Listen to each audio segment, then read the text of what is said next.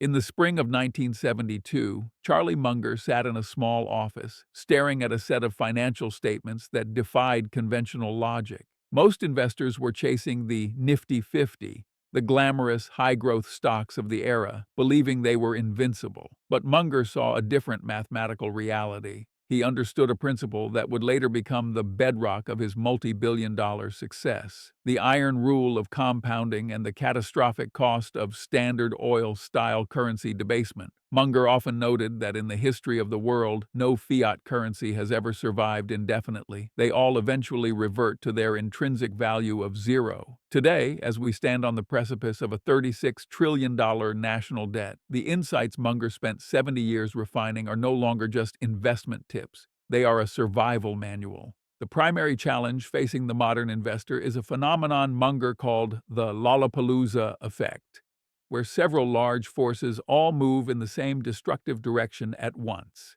Right now, we are witnessing the convergence of unprecedented debt, declining global demand for the dollar, and a systemic shift in how the world handles trade. Munger famously said, "It is the nature of stock markets to go wild from time to time," but he was even more concerned with the wild behavior of governments.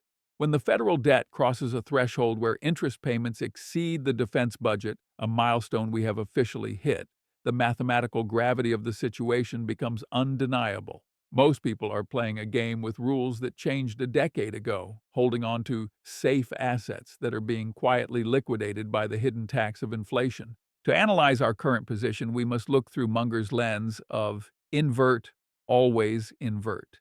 Instead of asking how to get rich, we must ask, how would one systematically destroy a global superpower's wealth?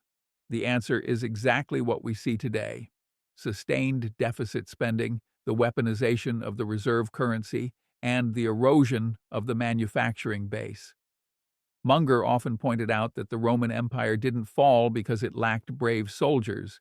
It fell because it clipped its coins. When you reduce the silver content of your currency, or in our case, increase the digital supply of dollars by trillions in a single fiscal year, you are essentially clipping the coins of every citizen's bank account. This isn't a political statement, it's an accounting reality. Consider the case of Berkshire Hathaway's shift in the early 2000s. While the world was obsessed with dot-com promises, Munger and Buffett were looking for moats, businesses with the pricing power to outrun inflation. This is the ultimate Munger case study. He knew that in an inflationary spiral, the only thing that matters is the ability to maintain margins. He looked at companies like See's Candies or Coca-Cola not just as businesses but as hedges against a failing dollar. They possess the rare ability to raise prices without losing customers. This strategy allowed Berkshire to grow its book value by over 3,000% since 1965, even as the dollar lost 90% of its purchasing power.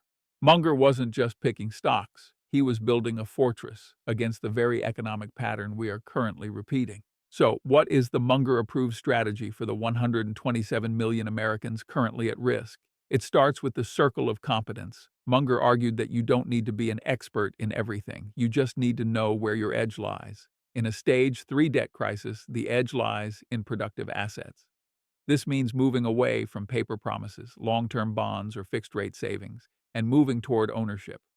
Munger's philosophy dictates that you should own a piece of a business that people will still need 20 years from now, regardless of what the currency is called. Whether it's a local service business, a plot of fertile land, or shares in a global conglomerate with a dominant market share, these are the lifeboats in a currency storm. The conclusion of Munger's life's work was a warning that the first rule of compounding is to never interrupt it unnecessarily. Yet a currency collapse is the ultimate interruption.